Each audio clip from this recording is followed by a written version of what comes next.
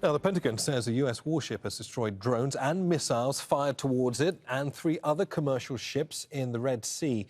The U.S. says the drones and missiles were launched from territory held by the Houthi rebels in Yemen. The Houthis say 2 of the ships it targeted were linked to Israel, but the Israelis have denied this. Our forces will continue to prevent all the Israeli ships from sailing in the Arab and Red Sea until all the aggression against Gaza stops. The Yemeni armed forces continue to warn all the Israeli naval ships and all ships linked to Israel that they will become a legitimate target if they refuse to comply. All right, well, I'm pleased to introduce Nabeel Khoury, who's a former U.S. diplomat and former deputy chief of mission to Yemen. He joins us from Washington, D.C. A very warm welcome to you. So these 3 commercial ships and this U.S. warship, the USS Carney, were targeted by Houthi drones, as I said. But why is this happening?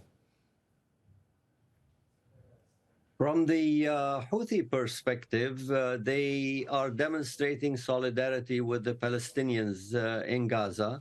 They are also trying to play a part in what is known as the axis of resistance, principally for them, Hezbollah of Lebanon.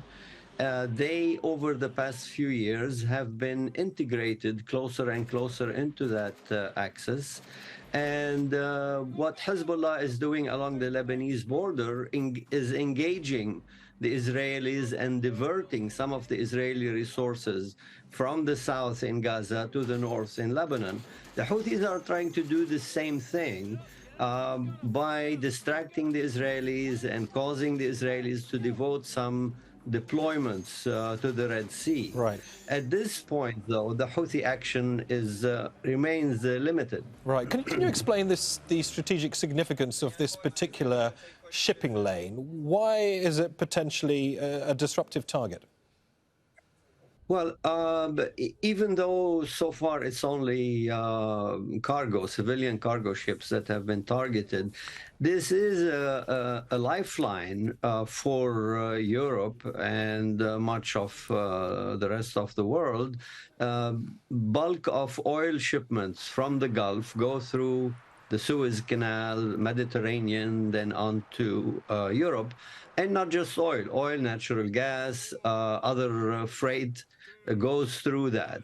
And if these incidents continue, either shipping companies will stop shipping, will divert, it will cost them more to divert their path, and insurance rates will go up. Right. And at some point, somebody, the U.S. principally, perhaps Britain, will start taking action to stop this. Right, so it's a way of inflicting, I guess, a degree of economic warfare as well. So if these drones were fired from Yemen as at the U.S. ship, why then are we now hearing about the U.S. carrying out a so-called self-defense strike in Iraq against an apparent drone staging site there? What does that mean within the context of this axis of resistance that you've described?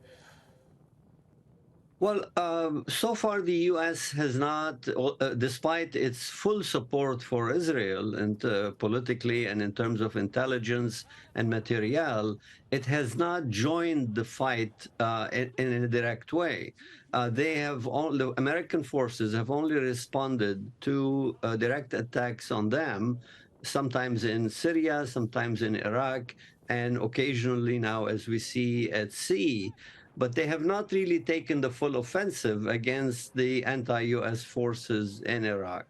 The U.S. would rather not see a widening of this war, and if they engage directly, it will certainly be much wider than what we've seen so far. Right.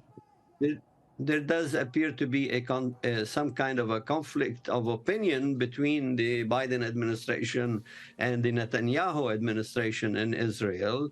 But so far, frankly, the U.S. position is somewhat contradictory because it says things to Israel which it should know that Israel cannot comply with.